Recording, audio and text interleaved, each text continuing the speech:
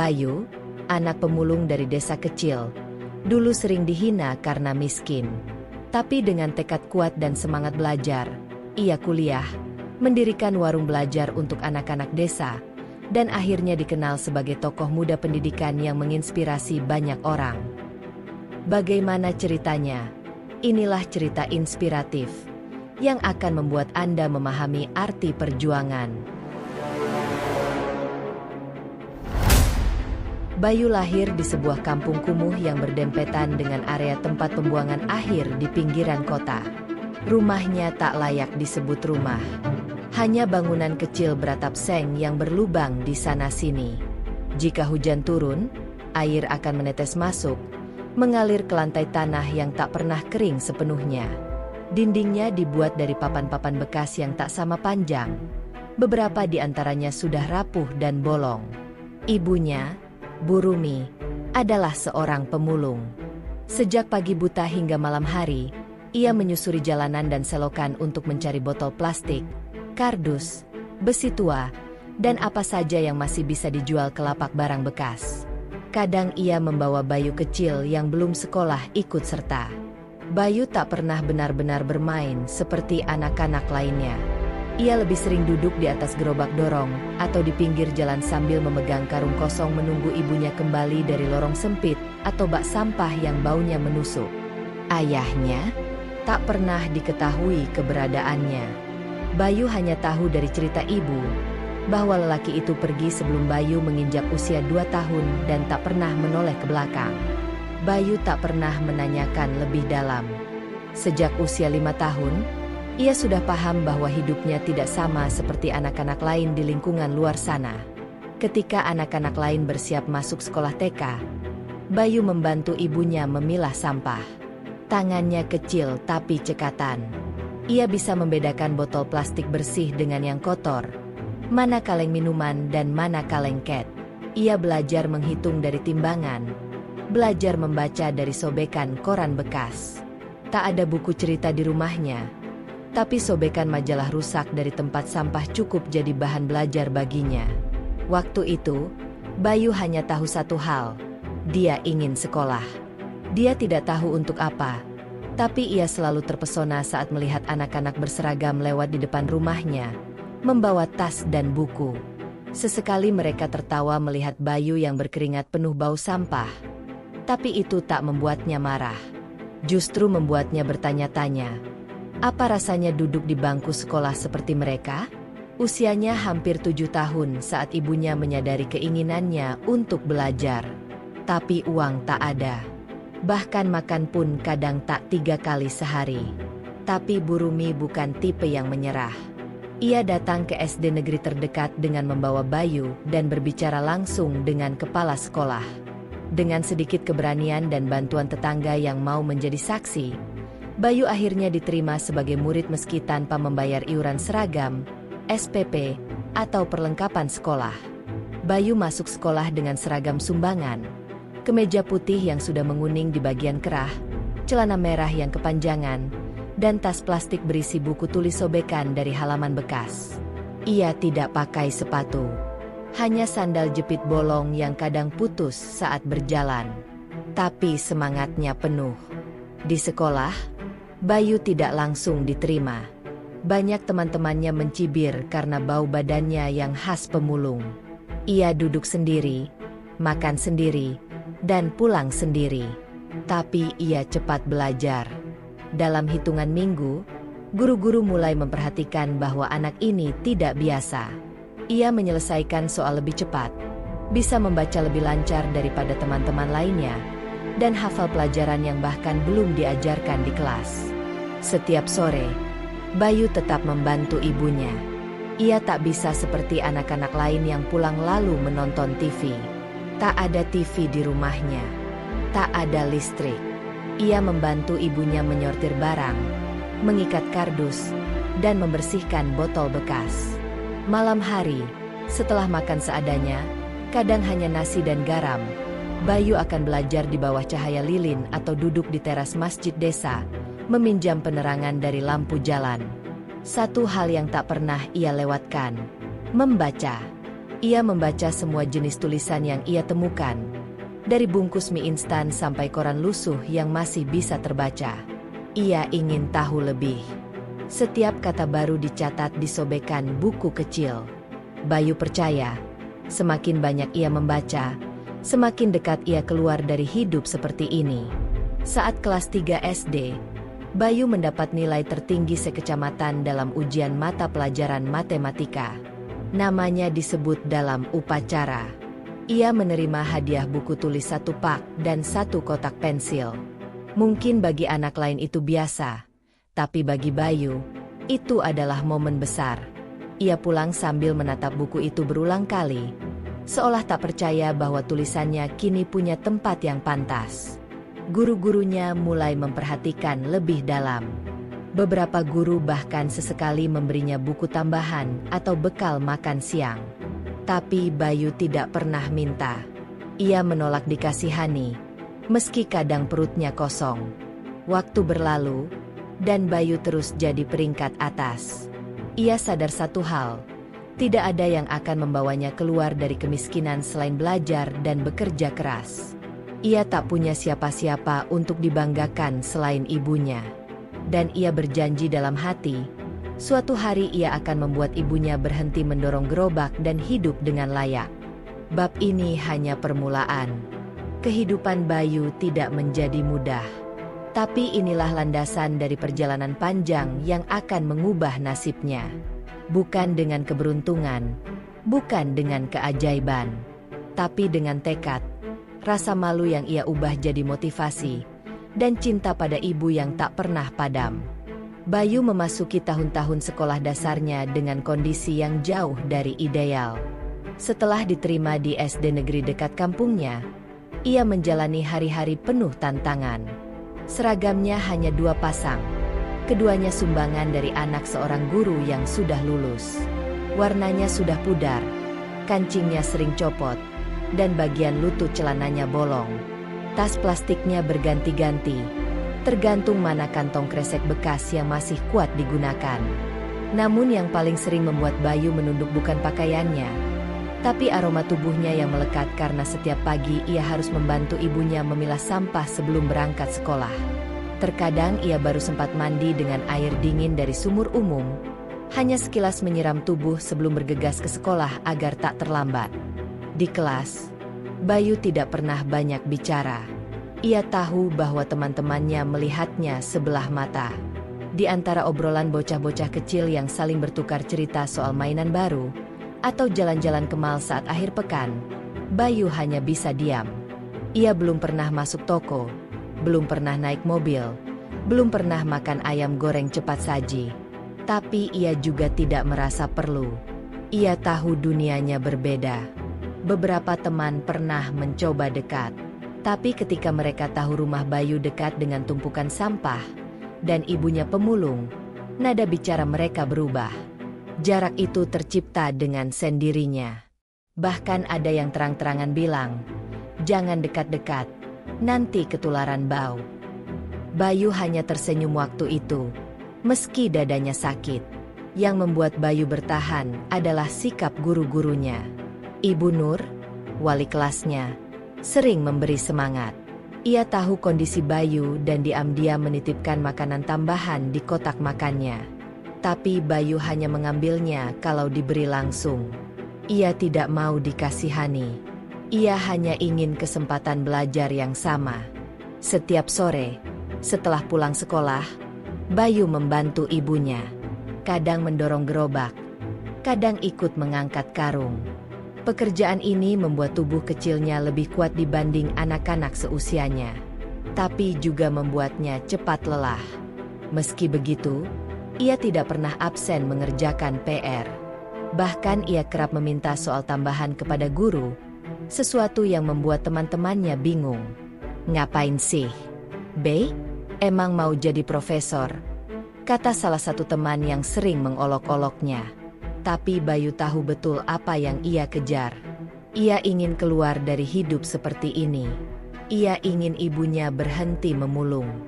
Ia ingin suatu hari bisa pakai sepatu bagus, baju bersih, dan berdiri di depan kelas bukan sebagai murid miskin, tapi sebagai orang yang bisa memberi sesuatu pada orang lain.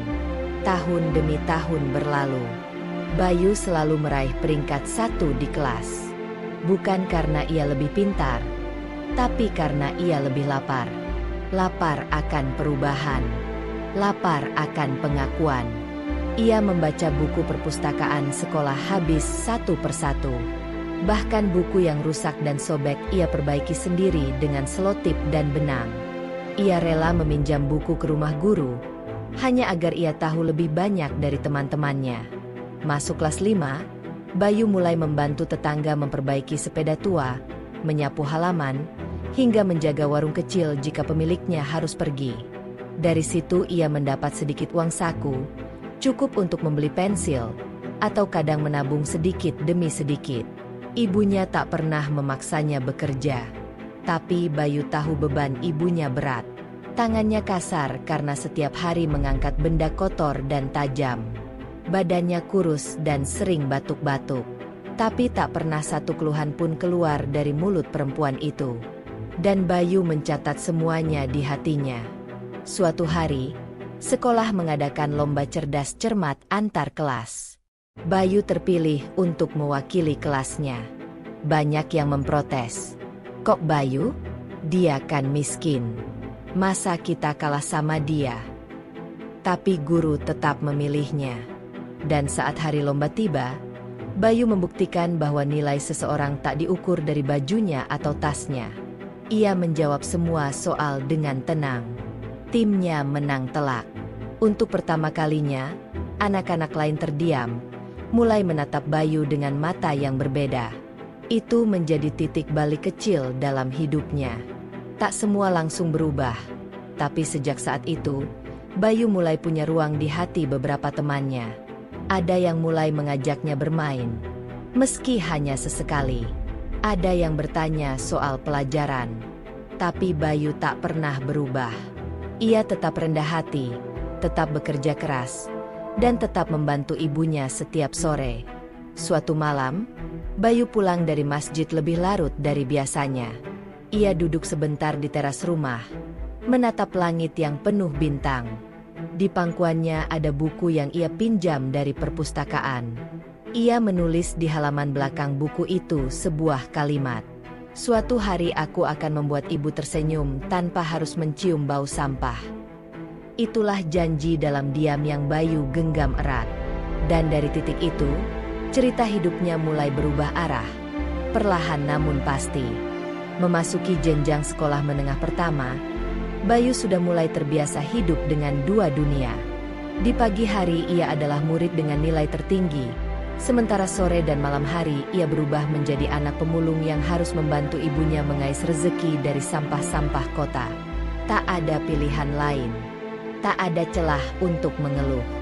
Waktu bukan sesuatu yang bisa ia buang hanya untuk bersantai seperti anak-anak seusianya. Setiap hari Bayu bangun lebih pagi dari teman-temannya. Jam 4 subuh ia sudah berdiri di depan sumur umum, mengambil air untuk mencuci tubuh dan seragamnya yang hanya 2 pasang. Ia cuci sendiri, ia jemur sendiri. Bila malam hujan, esoknya ia harus memakai seragam setengah basah. Tapi Bayu tak pernah absen sekolah. Tak sekalipun ia meminta izin karena lelah atau sakit. Bahkan ketika badannya demam dan matanya memerah karena kurang tidur, ia tetap masuk. Bayu tahu, sekolah bukan sekadar kewajiban. Bagi dia, sekolah adalah jalur pelarian dari kemiskinan yang membelenggu keluarganya. Bukan pelarian dalam arti melarikan diri, tapi pelarian untuk membentuk masa depan yang tak ingin ia wariskan dari ibunya. Namun di SMP segalanya lebih berat. Buku makin banyak, pelajaran makin rumit, persaingan makin keras. Banyak anak dari keluarga yang lebih mampu, dengan fasilitas les privat, gadget, bahkan kendaraan pribadi. Bayu sering merasa tertinggal, tapi bukan karena tak mampu memahami pelajaran. Ia hanya kehabisan waktu. Saat teman-temannya belajar di rumah dengan nyaman, Bayu harus membantu ibunya. Mereka tak lagi hanya memulung, kadang harus membersihkan sisa makanan di pasar, atau menarik gerobak untuk mengangkut kardus kelapa. Saat malam tiba dan tubuhnya nyaris tak punya tenaga, ia duduk sendirian di bawah tiang lampu jalan di pojok gang kampung. Disitulah ia membuka buku, mencatat ulang pelajaran, atau menyelesaikan tugas sekolah. Ia tahu tempat itu bukan ruang belajar yang layak. Banyak nyamuk, kadang suara gaduh dari warung kopi atau motor anak-anak muda yang ugal-ugalan. Tapi itulah satu-satunya cahaya gratis yang bisa ia manfaatkan. Ia tak punya lampu belajar. Rumahnya gelap, tanpa listrik. Tapi Bayu tetap menulis. Tangannya tetap bergerak meski dingin malam menggigit. Guru-gurunya mulai memperhatikan lagi. Di antara anak-anak lain, Bayu selalu mengumpulkan tugas tepat waktu, rapi, dan lengkap. Tak jarang ia mengerjakan tugas kelompok sendirian, karena teman-temannya enggan mengajaknya bergabung. Beberapa geng di kelasnya bahkan terang-terangan mengejeknya. Ngapain sih rajin? Emang bisa kaya dari belajar? Bayu tak pernah membalas. Ia hanya tersenyum. Dalam hatinya, ia tahu mereka belum pernah merasakan bagaimana rasanya mengemis cahaya untuk bisa belajar.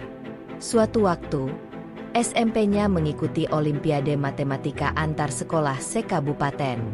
Bayu menjadi salah satu wakil bersama dua teman lainnya. Ia belajar mati-matian meski hanya bermodalkan buku cetak bekas dan catatan pribadi. Hari lomba pun tiba. Bayu datang paling pagi, pakai sepatu bekas yang sudah direkat ulang dengan lem kayu, dan celana seragam yang disetrika seadanya. Ketika pengumuman keluar 2 minggu setelahnya, nama Bayu tercatat sebagai pemenang ketiga. Satu prestasi yang membanggakan sekolahnya. Ia mendapatkan piagam, 1 piala kecil, dan amplop berisi uang penghargaan yang langsung ia berikan ke ibunya. Itu kali pertama ibunya menangis bukan karena lelah, tapi karena bangga. Namun tak selamanya penghargaan datang dari luar. Di lingkungan tempat tinggalnya sendiri, tak sedikit orang yang masih memandang sinis. Mereka menganggap apa yang dilakukan Bayu sia-sia. Ada tetangga yang berkata, "Sekolah tinggi buat apa? Ujung-ujungnya ya tetap jadi pemulung juga." Bayu mendengar itu semua, tapi ia tak biarkan masuk ke hatinya. Justru hinaan-hinaan seperti itulah yang ia gunakan sebagai bahan bakar. Setiap kali ada yang meremehkannya, ia menjadikan itu alasan untuk belajar lebih keras. Karena dalam pikirannya, ia harus membuktikan satu hal, bahwa nasib buruk tidak diwariskan, ia bisa dilawan. Kehidupan di sekolah tetap sulit. Bayu tak punya uang jajan. Seringkali ia hanya membawa air putih dalam botol bekas. Ia duduk di pojok kantin, memandangi teman-temannya makan mie ayam, batagor, atau bakso. Tapi ia tak iri. Ia menahan lapar dengan menggigit roti kering yang ia bawa dari rumah, dibungkus sobekan koran. Setiap suap ia kunyah perlahan, bukan karena lapar semata, tapi karena ia menghargai tiap rejeki yang bisa masuk ke perutnya. Satu hal yang tak pernah berubah, cinta ibunya. Walau letih, walau tubuhnya makin renta, Bu Rumi selalu mendukung Bayu. Tak pernah sekalipun ia menyuruh anaknya berhenti sekolah untuk mencari uang lebih. "Kamu harus jadi orang pintar. Jangan kayak ibu," katanya suatu malam sambil menyapu sisa air hujan yang masuk rumah. Itu kalimat sederhana yang selalu Bayu ingat. Ia menuliskannya di balik halaman buku catatannya. Setiap kali ia merasa ingin menyerah, ia buka halaman itu, lalu menatap jauh ke depan. Menjelang akhir kelas 9, Bayu menjadi siswa terbaik sekolah. Ia mendapat rekomendasi untuk mendaftar SMA unggulan di kota. Tapi ada satu masalah. Ia tak punya uang untuk ongkos dan syarat administrasi. Disinilah titik balik perjuangannya diuji. Namun seperti biasa, Bayu tak memilih menyerah. Bayu resmi lulus dari SMP dengan nilai tertinggi sekecamatan. Nama lengkapnya tertulis di papan pengumuman, disorot oleh kepala sekolah, bahkan dipanggil ke depan saat upacara pelepasan. Itu adalah hari yang seharusnya membanggakan. Namun tidak satu pun dari murid lain yang tahu bahwa di balik wajah tenang Bayu, ada kekhawatiran yang tidak bisa ia ungkapkan. Bagaimana caranya melanjutkan sekolah ke SMA? Beberapa guru menyarankan agar ia melanjutkan ke SMA unggulan di kota yang terkenal dengan kualitas akademik terbaik. Bahkan banyak alumninya masuk perguruan tinggi negeri ternama. Tapi semua tahu, untuk sekolah di sana, bukan hanya butuh otak, tapi juga biaya. Mulai dari formulir pendaftaran, seragam baru, alat tulis, ongkos transportasi ke kota setiap hari, dan sederet kebutuhan lain yang tak mungkin terpenuhi dari sisa-sisa penghasilan ibunya yang hanya cukup untuk makan. Malam itu, Bayu duduk di teras rumahnya yang gelap, berteman angin dan suara jangkrik. Di pangkuannya ada brosur fotokopian tentang SMA unggulan itu. Di sudut kanan atas tertulis jelas tanggal pendaftaran terakhir. Hanya tinggal 5 hari lagi. Ia menghela napas panjang. Ia tahu jika ia tak mendaftar sekarang, maka seluruh perjuangannya di bangku SMP tak akan berarti. Tapi ia juga tahu, mereka bahkan tak punya uang untuk sekadar naik angkot ke kota. Keesokan harinya, Bayu memberanikan diri bicara pada ibunya. "Bu, Bayu mau coba daftar ke SMA itu, yang di kota. Tapi kita nggak punya ongkos." Ibunya terdiam. Matanya berkaca-kaca. Ia tahu ini saatnya anaknya melangkah lebih jauh. Tapi ia juga tahu batas kemampuannya. "Apa kamu yakin, Yu?" tanya Burumi pelan. Bayu mengangguk. Kalau Bayu nyerah sekarang, semua yang Bayu capai di SMP percuma. "Bu." Burumi lalu berdiri, masuk ke kamar sempit, dan kembali dengan sebuah kaleng kecil yang disimpan di bawah kasur. Isinya recehan koin dan lembaran ribuan yang sudah kusut. Tabungan yang harusnya digunakan jika ada darurat. "Ambil ini, Yu. Mungkin belum cukup. Tapi kamu bawa dulu. Ibu akan cari tambahan." Hari itu, Bayu pergi ke sekolah dengan semangat yang lebih besar dari biasanya. Ia menemui wali kelas, Ibu Nur, dan menceritakan kondisinya. Tak butuh waktu lama, guru-guru yang mengenal Bayu langsung bergerak. Kepala sekolah membuat surat rekomendasi. Ibu Nur patungan bersama 2 guru lainnya untuk membantu biaya transportasi awal. Bahkan penjaga sekolah menawarkan untuk mengantar Bayu ke kota dengan motor bututnya. 2 hari kemudian, Bayu tiba di SMA unggulan itu. Gedungnya besar, murid-muridnya tampak percaya diri dengan seragam yang bersih dan perlengkapan yang lengkap. Bayu merasa seperti semut masuk ke kandang gajah. Tapi ia tidak gentar. Ia tahu, meski tak punya apa-apa, tapi tekadnya tak kalah dari siapapun.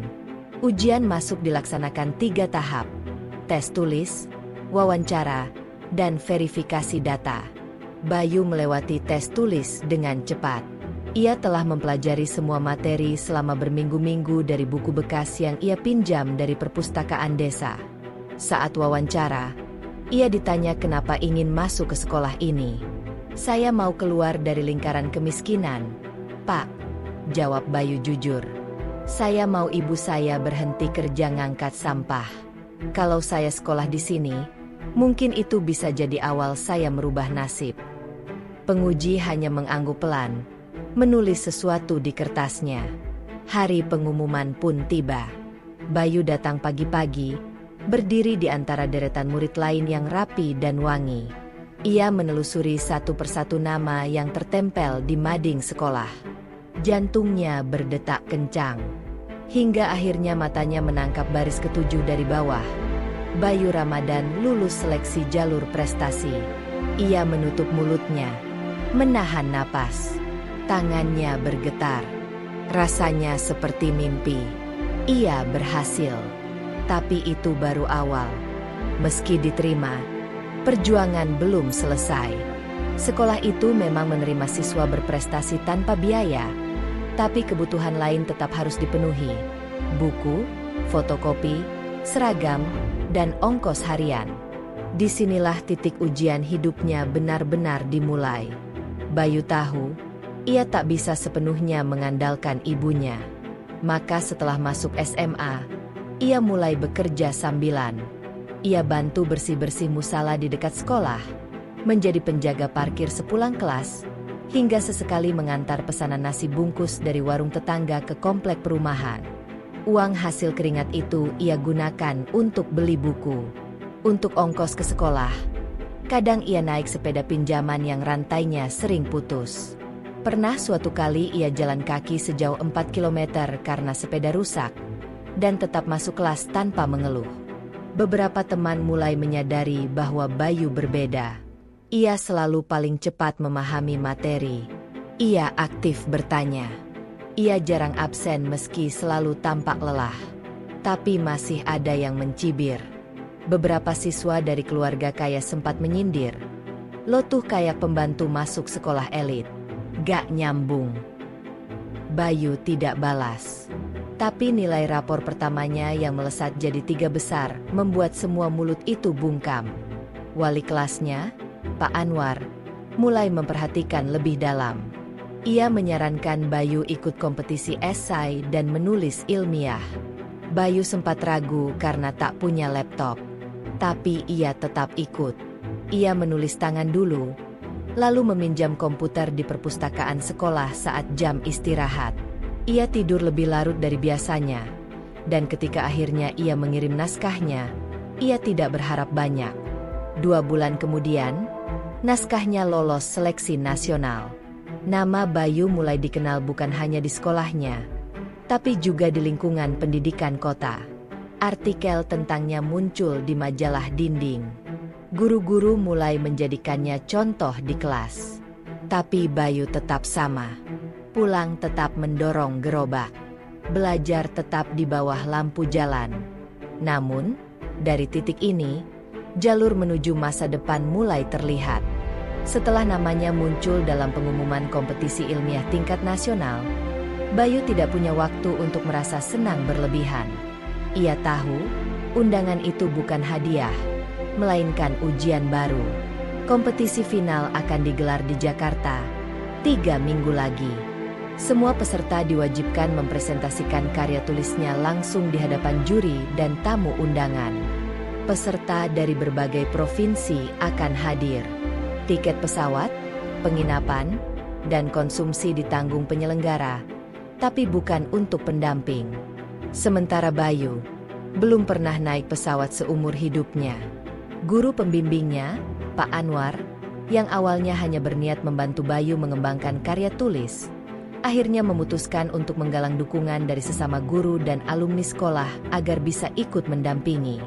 Bukan karena Bayu tak mampu berangkat sendiri, tapi karena Pak Anwar tahu, ini akan jadi pengalaman pertama sekaligus penentu masa depan anak itu. Ia tak ingin Bayu menjalani semua ini dalam tekanan dan kesendirian. Bayu mulai mempersiapkan presentasinya. Setiap pulang sekolah, ia latihan bicara di depan kaca. Ia belajar cara menyampaikan ide, menyusun kalimat, dan menghadapi pertanyaan.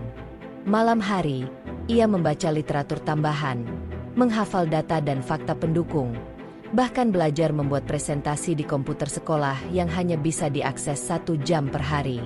Ia menyimpan semua file dalam flash disk bekas pinjaman, takut jika sewaktu-waktu hilang atau rusak. Masalah mulai muncul seminggu sebelum keberangkatan. Bayu mendapat kabar bahwa ibunya jatuh saat menarik gerobak di pasar. Kakinya terkilir parah. Harus istirahat total. Bayu pulang dengan pikiran kacau. Ia menatap ibunya yang terbaring dengan kaki dibebat kain. Wajahnya tetap kuat walau jelas menahan sakit. "Ibu gak apa-apa. Yu, kamu jangan mikir mundur. Pergi aja. Lanjutkan jalanmu," kata Bu Rumi sambil memaksakan senyum. Tapi Bayu tahu, ibunya butuh perawatan, butuh makan, dan rumah butuh biaya harian. Di titik ini, Bayu sempat berpikir untuk membatalkan keikutsertaannya. Tapi Bu Rumi bersikeras. Ia menghubungi tetangga dan minta bantuan menjaga rumah. Bahkan kepala RT di kampung ikut turun tangan, mengantarkan makanan 2 hari sekali, agar Bayu bisa fokus pada lomba. Hari keberangkatan tiba. Bayu mengenakan kemeja putih bersih yang baru dibelikan sekolah. Sepatu hitam bekas disemir ulang agar tampak mengilap. Ia membawa tas kecil berisi dokumen, buku catatan, dan satu pakaian ganti. Di bandara, ia pertama kali merasakan eskalator. Pertama kali melihat pesawat dari dekat. Semua tampak seperti mimpi, tapi Bayu tak terhanyut. Ia tetap memegang fokus. Menang bukan untuk piala, tapi untuk mengubah hidup. Sesampainya di Jakarta, Bayu langsung merasa seperti ikan kecil di laut lepas. Peserta lain datang dengan koper, didampingi orang tua atau guru, mengenakan jas alma mater, dan fasih berbahasa Inggris. Bayu hanya punya tekad dan materi yang ia hafalkan mati-matian. Hari presentasi pun tiba. Bayu mendapat giliran sore. Ia duduk di kursi urutan 14, memperhatikan satu persatu peserta tampil. Semuanya hebat. Beberapa menggunakan alat bantu visual canggih. Bahkan ada yang membawa produk prototipe. Saat giliran Bayu tiba, jantungnya seperti akan meloncat keluar. Tapi ketika ia berdiri, semua rasa ragu hilang. Ia menatap panel juri dengan tenang dan mulai bicara. Presentasinya membahas inovasi daur ulang sampah rumah tangga untuk energi alternatif di perdesaan. Ia mengaitkan tema itu dengan latar belakang kehidupannya. Ia bicara tentang ibunya, tentang kampungnya yang masih banyak bergantung pada lilin dan lampu minyak, dan tentang ide sederhana memanfaatkan panas dari sampah organik. Selama 10 menit, ruangan hening. Bayu bicara jelas, rapi, dengan data yang kuat dan solusi konkret. Ketika juri mulai bertanya, ia menjawab tanpa terbata. Ia tak menggunakan istilah akademik rumit, tapi justru itu yang menarik perhatian. Salah satu juri, seorang profesor dari universitas negeri ternama, bertanya, "Kenapa kamu memilih topik ini?" Bayu menjawab, "Karena saya tinggal di tengah sampah, Pak. Dan saya percaya, sesuatu yang kotor pun bisa punya nilai, kalau kita tahu cara melihatnya." Setelah presentasi usai, Bayu kembali ke tempat duduk. Keringat membasahi punggungnya, tapi ia tahu ia sudah memberikan yang terbaik. Ia tak berharap menang, tapi ia tahu juri tidak akan melupakannya. Malamnya, saat pengumuman pemenang, aula dipenuhi peserta. Bayu duduk di pojok, bersiap menerima apapun hasilnya. Ketika nama-nama disebut, ia mendengar juara 3, bukan dirinya. Juara 2, juga bukan dirinya. Tapi ketika diumumkan juara pertama nasional, semua mata menoleh ke arahnya. Bayu Ramadan SMA Negeri 3. Seketika aula riuh tepuk tangan. Bayu berdiri pelan, seperti tak percaya. Ia melangkah ke panggung, menerima piala emas dan beasiswa pendidikan penuh hingga kuliah. Air matanya jatuh di depan mikrofon. "Saya bukan siapa-siapa," ucapnya lirih. "Tapi saya punya mimpi, dan saya terus berjalan, walaupun tanpa sepatu yang layak." Keesokan harinya, namanya masuk di koran nasional. Wawancaranya diputar di media sosial. Bayu jadi simbol harapan dari kalangan bawah. Ia tak hanya menang lomba, tapi juga membuktikan bahwa asal bukan batas, dan miskin bukan akhir. Sekembalinya ke kampung, ia disambut seperti pahlawan. Tetangga yang dulu menghina, kini menyalaminya. Beberapa bahkan meminta maaf. Tapi Bayu tak simpan dendam. Ia datang ke rumah, memeluk ibunya yang masih terbaring, dan berbisik pelan, "Bayu udah tunjukkan, Bu, kita bisa." Setelah kemenangannya dalam kompetisi nasional, Bayu tidak kembali menjadi siswa biasa. Sekolahnya berubah. Guru-guru menjadikannya contoh dalam berbagai kesempatan. Para siswa mulai menghampirinya untuk minta bantuan belajar. Bahkan beberapa siswa yang sebelumnya menyepelekannya kini ingin duduk satu bangku saat pelajaran. Namun bagi Bayu, itu bukan alasan untuk menjadi sombong. Ia tahu betul bagaimana rasanya dihina karena miskin, dipinggirkan karena tak punya apa-apa. Maka ketika statusnya mulai berubah, ia justru menggunakan kesempatan itu untuk membantu yang lain. Ia mengajukan ide ke sekolah, membentuk kelompok belajar gratis untuk siswa yang kesulitan secara akademik, terutama bagi anak-anak dari keluarga tidak mampu. Ide itu diterima dengan antusias oleh kepala sekolah. Bayu diberi ruang khusus di perpustakaan untuk mengajar setiap hari Sabtu sore. Ia tidak dibayar. Ia tidak butuh bayaran. Bagi Bayu, setiap kali ia membantu teman-temannya paham pelajaran, itu seperti membayar kembali kebaikan orang-orang yang dulu membantunya. Ia tahu, keberhasilan itu bukan hasil kerja keras sendiri, tapi hasil gotong royong banyak tangan yang peduli. Di rumah, kondisi ibunya perlahan membaik. Kakinya mulai kuat untuk berjalan walau masih tertatih. Bayu tetap membantu ibunya setiap pagi dan malam. Beasiswa pendidikan yang ia terima memang mencukupi kebutuhan sekolah.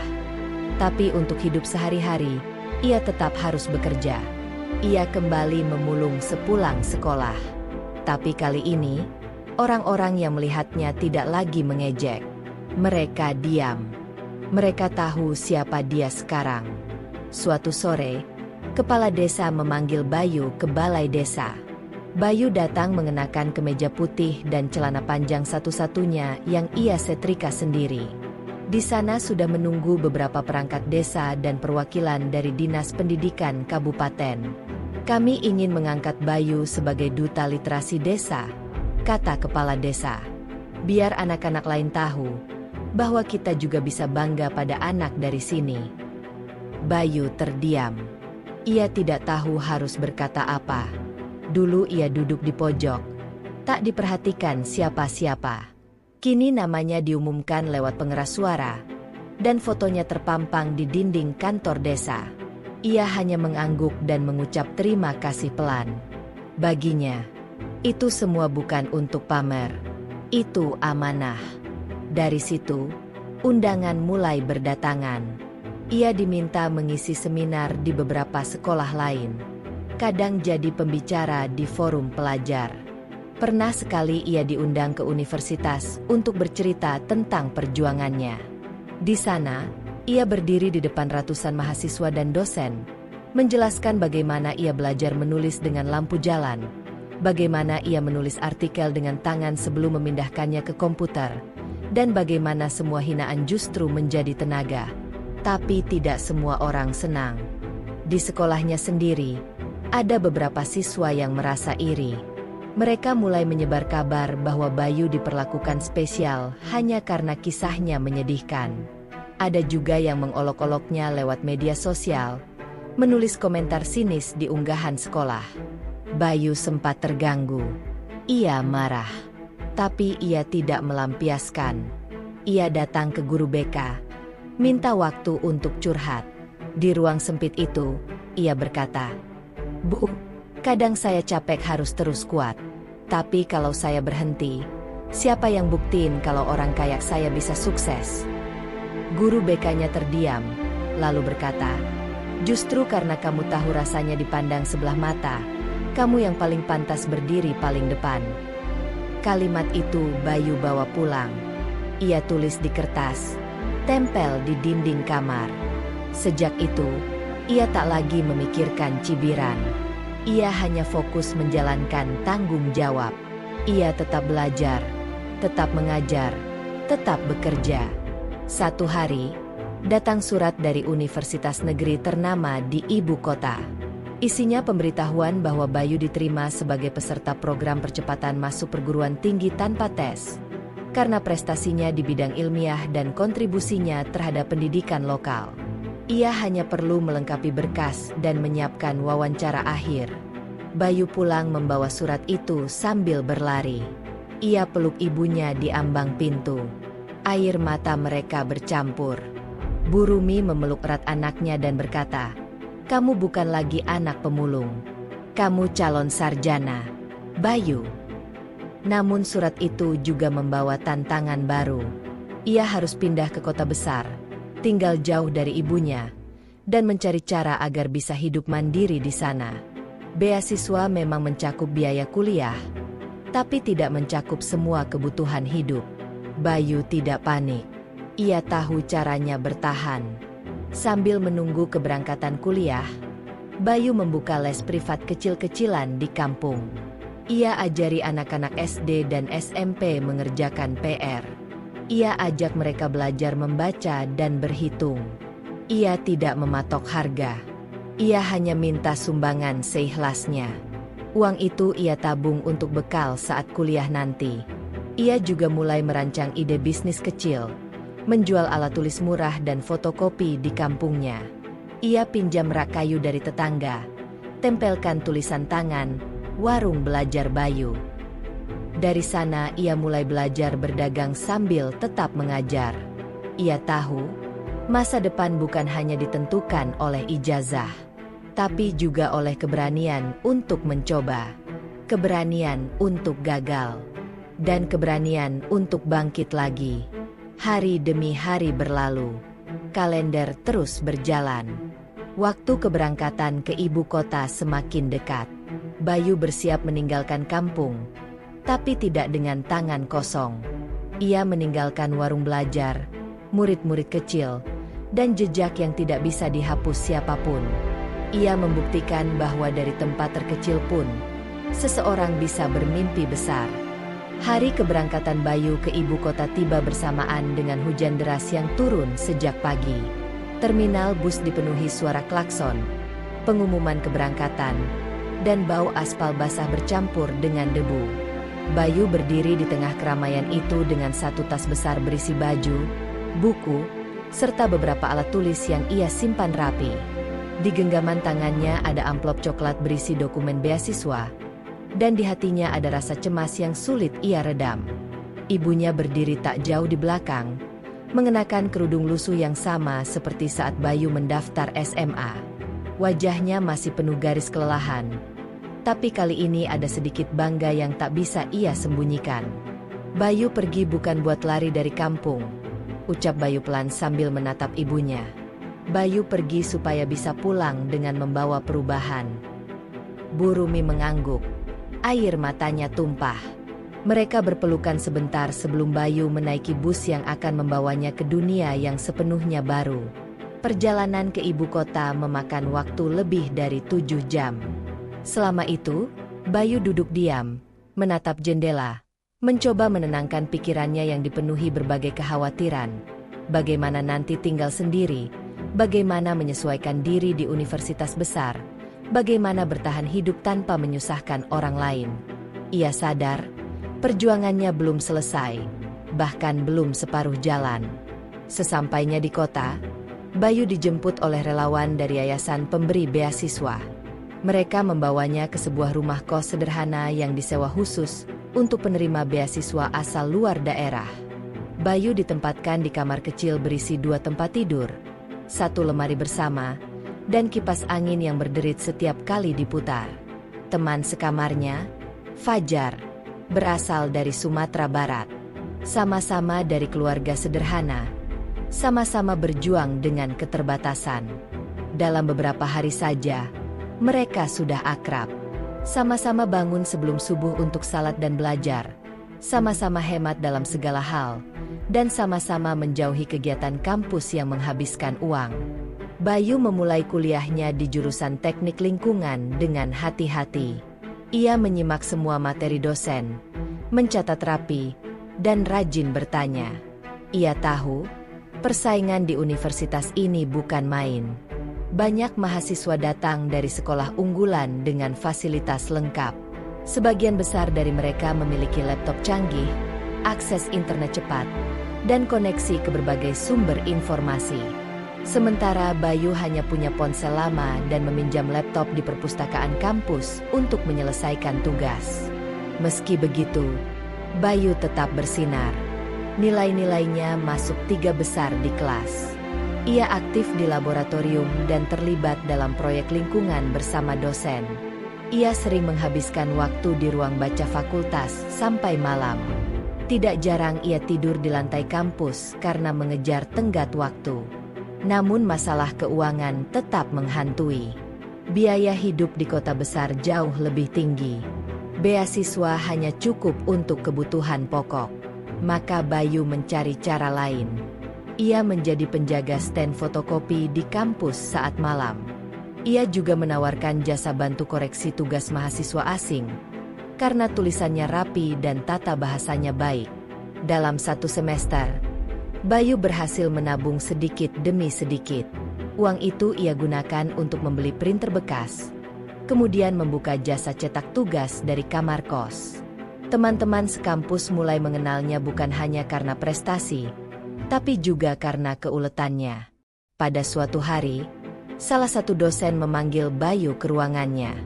Dosen itu, Bu Anindya, adalah salah satu dosen paling berpengaruh di fakultas. Bayu, saya melihat potensi besar dalam diri kamu. Saya akan ajukan kamu untuk magang di kementerian, di bidang pengelolaan sampah. Tentu kamu harus siap kerja keras.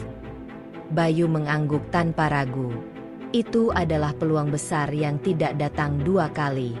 Ia langsung mengurus surat magang, wawancara, dan akhirnya diterima. Magang di kementerian membuka pandangan baru bagi Bayu. Ia belajar bagaimana sistem pengelolaan limbah skala nasional bekerja, bagaimana regulasi disusun, bagaimana proyek pemerintah dijalankan. Ia bertemu orang-orang penting, mendengar keluhan masyarakat, dan melihat langsung ketimpangan antara kota besar dan desa-desa terpencil yang tak pernah mendapat perhatian. Yang menarik, dalam satu sesi diskusi internal, Bayu mengangkat isu yang sangat personal. Kenapa program pengelolaan sampah belum menyentuh desa-desa kecil? Kenapa belum ada sistem yang benar-benar mendidik warga soal pemilahan sampah di tempat mereka tinggal? Presentasinya menarik perhatian kepala divisi. Ia diminta membuat laporan konsep program untuk pengelolaan sampah berbasis masyarakat desa. Laporan itu, setelah direvisi dan dibahas, diajukan ke tingkat atas. Bayu tidak menyangka, dari tugas magangnya, muncul potensi proyek nyata yang akan dijalankan tahun depan. Ia tidak dibayar besar, tapi namanya tercantum dalam laporan resmi kementerian. Itu adalah pengakuan tertinggi sejauh ini atas kerja kerasnya. Sementara itu, di kampung halaman, kabar tentang pencapaian Bayu menyebar. Kepala desa kembali mengundangnya untuk mengisi acara Hari Pendidikan Nasional secara daring. Ia bicara dari kamar kos kecilnya, mengenakan jas pinjaman dari seniornya. Warga desa menyaksikan dari layar proyektor di balai desa. Bayu berkata di akhir pidatonya, "Kalau anak desa seperti saya bisa sampai sini, itu bukan karena saya pintar, tapi karena saya tidak berhenti percaya bahwa masa depan itu milik mereka yang mau berjalan, walaupun jalannya naik turun, licin, dan kadang tidak kelihatan." Setelah itu, banyak anak-anak kampung mulai mengirim pesan padanya. Ada yang ingin tahu cara mendapat beasiswa. Ada yang minta tips belajar. Ada pula yang cuma bilang, "Bang, aku mau kayak abang." Bayu tahu, ini bukan akhir. Tapi dari semua yang ia jalani, satu hal yang pasti, mimpi itu memang tidak mudah, tapi tidak mustahil. Hidup di ibu kota mulai membentuk Bayu menjadi pribadi yang tidak hanya tangguh secara akademik, tetapi juga matang dalam berpikir dan mengambil keputusan. Jadwalnya padat, pagi kuliah, sore magang, malah mengerjakan tugas sambil tetap menerima order cetak dari teman-teman kampus. Kadang hanya tidur 3 jam, kadang tidak tidur sama sekali. Tapi Bayu tak pernah mengeluh. Ia tahu, semua itu adalah harga dari kesempatan yang tak dimiliki semua orang. Namun saat satu sisi hidupnya mulai stabil, sisi lainnya kembali diuji. Suatu malam, sekitar pukul 11, ponselnya bergetar berkali-kali. Panggilan dari tetangganya di kampung. "Pak Didik." Bayu angkat dengan cemas. "Bayu, ini Pak Didik. Ibu kamu masuk rumah sakit. Tadi pingsan waktu mau belanja sayur di pasar." Bayu terdiam. Suara Pak Didik terus terdengar, tapi pikirannya sudah melayang ke rumah sakit daerah di kampungnya. Ia tahu ibunya sudah beberapa minggu mengeluh sakit di bagian perut, tapi selalu menolak diajak periksa karena tidak ingin merepotkan Bayu. Keesokan harinya, tanpa pikir panjang, Bayu izin dari kuliah dan magang, lalu pulang ke kampung dengan uang simpanan yang ia tabung selama 2 bulan. Perjalanan itu ia jalani dalam diam. Kali ini bukan untuk menerima piala, tapi untuk memastikan ibunya selamat. Sampai di rumah sakit, ia menemukan ibunya sudah dipasangi infus. Wajahnya pucat. Diagnosa dokter menyatakan ada infeksi saluran pencernaan yang harus segera ditangani. Untungnya, kondisi masih bisa ditangani tanpa operasi, tapi butuh rawat inap selama seminggu dan biaya pengobatan yang tidak kecil. Bayu mengurus semuanya sendiri. Ia tidak ingin meminjam uang, tidak ingin membebani siapapun. Ia menjual printer yang biasa ia pakai untuk usaha di kos, menjual ponsel lamanya, dan meminjam laptop ke perpustakaan untuk menyelesaikan tugas kuliah secara daring. Setelah 1 minggu, kondisi ibunya membaik. Tapi ada satu keputusan yang harus ia ambil. Apakah tetap kembali ke kota dan melanjutkan kuliah, atau tinggal di kampung untuk sementara waktu agar bisa mengurus ibunya yang belum sepenuhnya pulih? Bayu duduk lama di ruang tengah rumah.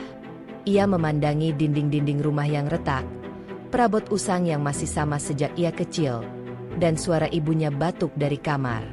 Di saat seperti itu, Bayu sadar, sukses tidak boleh mengorbankan orang yang selama ini menjadi alasan perjuangan itu sendiri. Akhirnya, ia memilih jalan tengah. Ia kembali ke ibu kota, tapi mencari tempat kos yang lebih murah agar uang sisanya bisa dikirim rutin ke kampung. Ia mulai hidup lebih hemat dari sebelumnya. Makan sehari 2 kali, air minum ia ambil dari keran kampus yang disaring dengan botol filter pinjaman. Ia memotong pengeluaran serendah mungkin. Berita bahwa ibunya sakit tak membuat Bayu lemah. Justru itu membuatnya lebih fokus. Ia belajar lebih cepat, menyelesaikan lebih banyak tugas di awal pekan, dan mengatur jadwal seefisien mungkin. Dalam 2 bulan, ia berhasil mengejar semua ketertinggalan akademiknya.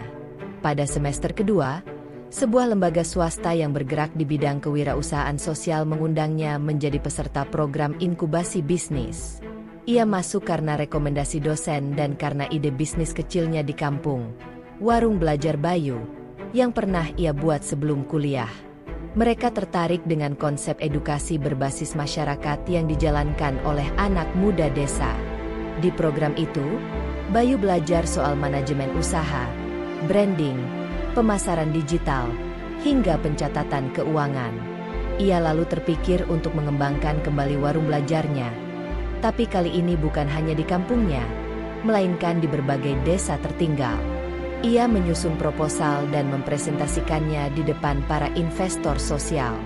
Di sana, untuk pertama kalinya, Bayu tidak bicara soal prestasi pribadi atau kompetisi ilmiah. Ia bicara sebagai seseorang yang pernah hidup dalam keterbatasan dan ingin menciptakan solusi nyata agar anak-anak lain tidak harus mengalami hal yang sama. Proposalnya mendapat tanggapan positif. Salah satu lembaga memberi dana awal sebesar 5 juta rupiah untuk membuat prototipe dan menjalankan satu cabang warung belajar Bayu di desa sebelah kampungnya. Bayu pulang lagi ke kampung. Tapi kali ini bukan karena musibah. Ia membawa rencana.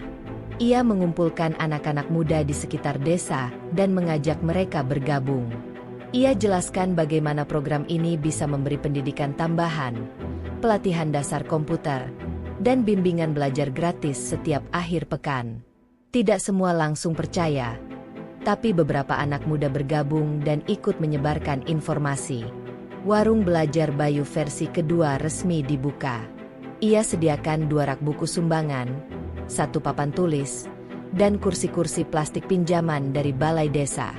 Anak-anak mulai berdatangan. Beberapa dari mereka awalnya hanya ingin main, tapi lama-lama ikut belajar. Dari sana, Bayu mulai membangun jejaring. Ia ajak mahasiswa dari universitasnya yang berasal dari daerah lain untuk menjalankan hal serupa di kampung masing-masing. Dalam waktu 6 bulan, Warung belajar Bayu berkembang menjadi 5 titik di 5 desa berbeda. Semua dikelola secara sukarela oleh anak muda. Bayu mengatur semua itu dari kamar kosnya yang sempit. Ia membuat situs web sederhana, membuka donasi buku, dan setiap akhir bulan pulang ke kampung untuk memastikan semua berjalan lancar. Ia bahkan mulai mendapat undangan dari stasiun televisi nasional untuk berbagi cerita. Namun ia tetap menolak saat diminta tampil sebagai influencer. Bayu bukan sedang mengejar ketenaran. Ia hanya ingin membuktikan satu hal, bahwa kemiskinan tidak akan berhenti jadi kutukan kalau tidak ada yang berani mengubahnya jadi peluang. Setiap orang yang bermimpi pasti akan menghadapi ujian. Dan bagi Bayu, ujian terbesarnya datang bukan dalam bentuk soal kuliah atau tugas proyek, melainkan benturan dengan realitas sosial yang pelik, sesuatu yang tak bisa diselesaikan hanya dengan logika atau prestasi. Saat program Warung Belajar Bayu mulai dikenal di beberapa media pendidikan dan bahkan diangkat oleh satu portal berita nasional, reaksi dari kampus dan masyarakat luar beragam. Ada yang mengapresiasi, tapi tak sedikit pula yang mencibir. Beberapa kalangan mulai meragukan latar belakang Bayu yang selama ini dikenal sederhana. Muncul isu bahwa semua ini panggung pencitraan untuk kepentingan pribadi. Salah satu akun anonim di media sosial menyebarkan potongan video Bayu yang sedang diwawancarai, lalu mengeditnya agar terkesan menyombongkan diri. Video itu menyebar cepat di kalangan mahasiswa. Komentar negatif pun membanjiri. Beberapa menyebutnya pengemis pencitraan, bocah kasihan yang haus sorotan. Bahkan ada yang sampai menyebarkan alamat rumah ibunya di desa dengan kalimat menghina. Bayu tidak langsung bereaksi. Ia membaca satu persatu komentar itu dengan dada panas. Tapi seperti biasa, ia memilih diam. Ia tidak ingin menjelaskan apapun. Ia tahu, kebenaran bukan soal pembelaan, tapi tentang waktu dan bukti. Namun diamnya Bayu bukan tanpa dampak. Isu itu sampai ke pihak kampus. Salah satu dosen pembimbing mengundangnya secara informal dan bertanya, "Bayu, ini akan jadi preseden. Apakah kamu yakin ingin lanjutkan semua kegiatan luar ini? Akademikmu tetap bagus, tapi tekanan sosial bisa menghancurkan." Bayu menjawab tanpa ragu, "Justru karena itu saya harus lanjut, Bu. Karena makin banyak yang dengki, makin saya yakin saya sedang mengganggu sistem yang nyaman dengan ketimpangan." Dosen itu hanya tersenyum kecil. "Hati-hati, Bayu. Kamu bukan lagi anak desa biasa. Orang akan mulai memperhatikan setiap langkahmu." Di balik semua tekanan itu, ada satu kejadian yang membuat Bayu benar-benar terpukul. Ibunya yang selama ini tidak terlalu paham soal media sosial, tiba-tiba menelpon dengan suara gemetar. "Yu, Ibu lihat video kamu yang dibilang sombong itu. Benarkah kamu berubah, Nak?" Bayu tak langsung menjawab. Ia menangis di ujung telepon, lalu berkata, "Bu, Bayu nggak berubah. Bayu cuma sedang mencoba membuat hidup ini berarti." Sejak hari itu, Bayu mulai memperketat cara dia tampil di publik. Ia menolak semua undangan wawancara yang sifatnya sensasional. Ia hanya tampil di forum-forum yang memang fokus pada edukasi dan pengembangan masyarakat. Ia juga mulai mendokumentasikan seluruh kegiatan Warung Belajar secara rapi, menyimpan semua laporan keuangan, dokumentasi relawan, dan donatur dengan transparan. Pada akhir tahun ketiga kuliah, datang kesempatan yang tak pernah ia bayangkan sebelumnya. Sebuah lembaga internasional yang bergerak di bidang pemberdayaan pendidikan di Asia Tenggara mengundangnya sebagai salah satu pembicara muda di forum regional di Bangkok. Temanya tentang akses pendidikan untuk masyarakat terpinggirkan. Awalnya, Bayu hampir menolak. Ia merasa belum pantas. Tapi dosen pembimbingnya berkata, "Kalau kamu tidak berani bicara, maka suara orang kecil yang kamu perjuangkan tidak akan pernah terdengar." Akhirnya Bayu berangkat. Tiket dan akomodasi ditanggung penuh. Ia terbang untuk pertama kalinya dalam hidupnya, dengan membawa 2 pasang baju dan presentasi sederhana dalam flash disk. Ia berdiri di panggung besar, di hadapan ratusan peserta dari berbagai negara, termasuk menteri dan perwakilan PBB. Dengan bahasa Inggris yang tidak sempurna tapi jujur, Bayu menceritakan bagaimana anak seorang pemulung bisa belajar dengan cahaya lampu jalan, membuka kelas belajar dari rak kayu bekas, dan kini menggerakkan 5 komunitas belajar desa. Ia tidak bicara untuk mencari tepuk tangan.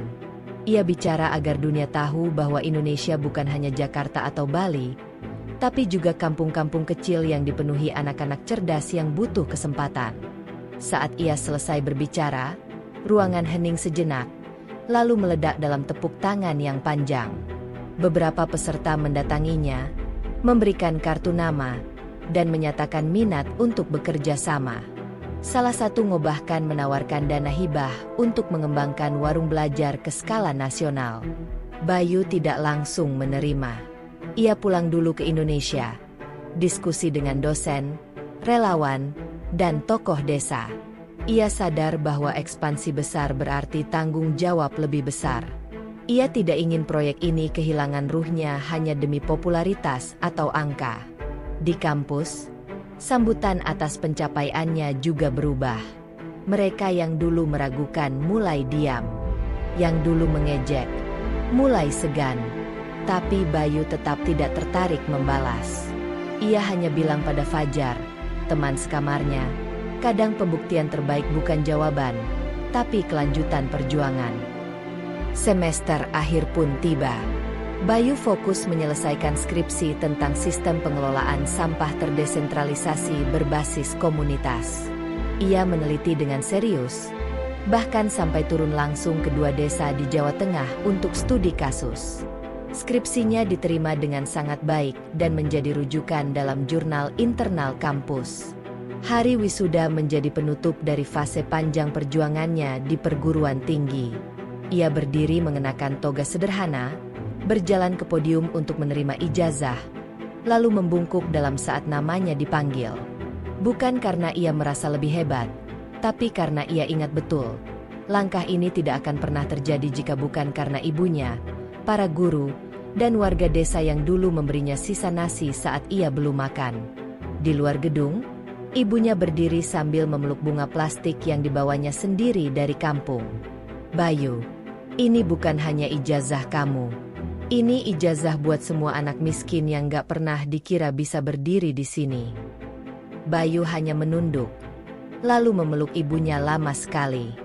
2 bulan setelah wisuda, Bayu kembali ke kampung halamannya bukan sebagai mahasiswa, bukan sebagai relawan, tapi sebagai anak desa yang sudah menyelesaikan 1 bab panjang dalam hidupnya dan bersiap membuka bab baru. Di dalam koper yang ia bawa bukan hanya baju dan buku, tapi juga surat pengesahan program kemitraan pendidikan dari Ngo Internasional yang sudah menyatakan kesediaan membiayai ekspansi warung belajar ke 10 desa dalam waktu 2 tahun. Hari pertama di kampung, Bayu berjalan kaki menyusuri gang tanah yang dulu ia lewati setiap pagi saat berangkat sekolah. Bedanya, kini banyak anak-anak kecil memanggilnya, "Kak Bayu, Kak Bayu," dengan riang. Mereka bukan memanggil karena tahu ia pernah tampil di televisi atau forum internasional, tapi karena mereka ikut belajar di warung kecil di ujung lapangan desa, tempat di mana impian mulai dipupuk sejak dini. Bu Rumi, ibunya, menyambut dengan pelukan dan senyum yang jauh lebih hangat dari hari-hari sebelumnya. Tak ada pesta, tak ada spanduk ucapan selamat, tapi ada nasi jagung, sayur kelor, dan tempe goreng buatan tangan ibunya sendiri. Bagi Bayu, itu lebih dari cukup untuk merayakan keberhasilan yang sesungguhnya. Beberapa hari kemudian, Bayu mengadakan rapat terbuka di balai desa. Ia tidak datang dengan jas atau laptop mahal. Ia datang membawa map berisi rancangan program pendidikan, anggaran, serta proposal pelatihan relawan. Di depan kepala desa, tokoh masyarakat, dan para guru, ia berdiri dan berkata, "Dulu saya sering dianggap anak tak berguna karena sering ikut kerja bakti tapi jarang kelihatan hasilnya. Tapi hari ini saya datang bukan untuk minta bantuan, tapi menawarkan kerjasama. Saya ingin anak-anak desa ini punya tempat belajar yang layak. Bukan hanya soal pelajaran sekolah, tapi juga keterampilan, cara berpikir, dan keberanian bermimpi. Seketika ruangan menjadi hening. Tak ada yang menyangka, anak yang dulu jualan koran sambil menyendiri di pojok kelas kini bicara lantang membawa perubahan.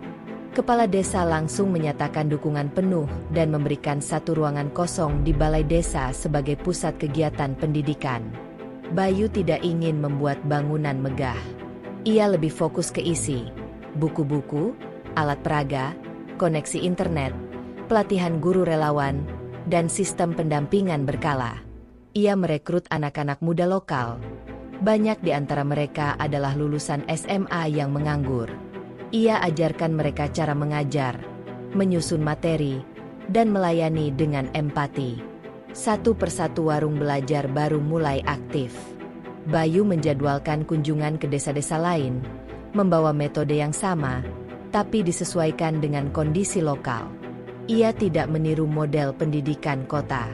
Ia membuat kurikulum sederhana yang relevan dengan kehidupan desa, mengenal lingkungan, pertanian cerdas, kewirausahaan kecil, hingga literasi keuangan keluarga. Di tengah kesibukannya, sebuah surat elektronik masuk ke inbox Bayu. Isinya undangan resmi dari Kementerian Pendidikan untuk menjadi salah satu narasumber utama dalam forum nasional bertema Inovasi Pendidikan Daerah Terpencil. Kali ini, ia diminta berbagi bukan sebagai mahasiswa atau peserta magang, tapi sebagai pelaku perubahan dari bawah. Nama Bayu sudah disebut-sebut dalam lingkaran kebijakan sebagai contoh nyata keberhasilan pendidikan berbasis masyarakat. Namun Bayu sempat ragu. Ia tahu, dunia birokrasi seringkali kaku dan hanya mau mendengar apa yang ingin mereka dengar. Tapi akhirnya ia hadir. Ia berdiri di podium, berbicara di depan para pejabat, rektor, dan aktivis pendidikan. Tapi Bayu tidak bicara soal konsep-konsep canggih. Ia hanya berkata, "Saya bukan akademisi. Saya hanya anak kampung yang kebetulan diberi kesempatan belajar. Saya tahu betul, anak-anak di desa itu tidak butuh teori motivasi. Mereka butuh listrik menyala, guru yang hadir, dan teman bicara yang tidak meremehkan mereka." Ucapan itu sempat membuat suasana tegang. Tapi setelah itu, beberapa pejabat mulai berdiskusi serius dengannya. Bahkan salah satu direktur jenderal menyarankan agar model pendidikan Bayu diuji coba dalam skema Kemendikbud. Bayu tidak langsung menyetujui. Ia ingin semua berjalan perlahan tapi pasti. Tidak ada proyek besar-besaran. Tidak ada branding bombastis. Ia ingin menjaga warung belajarnya tetap dekat dengan rakyat. Tahun demi tahun berlalu. Warung belajar Bayu kini telah menyebar ke 27 desa di 5 provinsi. Beberapa alumni dari warung itu kini kuliah di universitas negeri. Ada yang jadi guru, ada yang membuka bisnis kecil. Bayu tidak menganggap itu sebagai prestasinya, tapi hasil dari kerja kolektif banyak orang yang percaya bahwa perubahan bisa dimulai dari tempat paling sederhana. Di usia 29 tahun, Bayu sudah dianggap tokoh pendidikan alternatif. Ia menerima beberapa penghargaan, baik dari dalam maupun luar negeri. Tapi ia tetap tinggal di kampung, menempati rumah kayu kecil yang direnovasi sedikit, berdampingan dengan rumah ibunya. Ia tidak membangun kantor besar. Ia masih menulis laporan kegiatan sendiri, mencetak proposal pakai printer pinjaman, dan menyusun materi pelatihan dengan laptop lama yang pernah dipakainya semasa kuliah. Suatu sore, ketika Bayu duduk di teras rumah, seorang anak kecil menghampiri. Umurnya sekitar 7 tahun, mengenakan seragam sekolah penuh lumpur dan sandal jepit yang hampir putus. Anak itu berkata pelan, "Kak Bayu, aku mau belajar, biar bisa kayak kakak." Bayu tersenyum, menepuk kepala anak itu, dan menjawab, "Kalau kamu terus belajar dan gak pernah malu jadi anak kampung, kamu bisa lebih hebat dari kakak." Hari itu, Bayu tahu, perjuangannya belum selesai. Tapi satu hal sudah pasti, ia bukan lagi sekadar anak dari pemulung. Ia adalah pembuka jalan, bukan hanya untuk dirinya sendiri, tapi untuk generasi yang akan datang.